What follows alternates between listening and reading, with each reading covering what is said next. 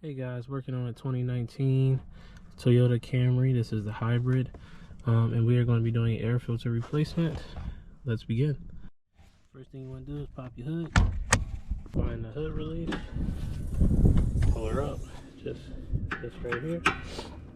And what we're going to do here is an intake, mass airflow, air cleaner sits behind here.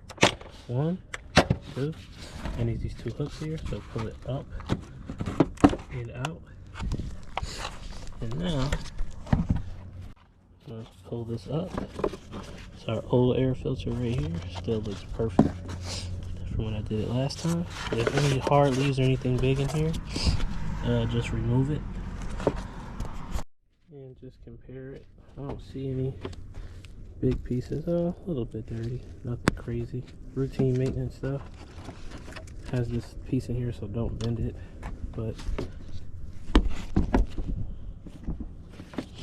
gonna pick her up, drop her in, make sure the gasket is sealed all the way around, and these two hook tabs, kind of make sure they're all the way in, like that, and push it down.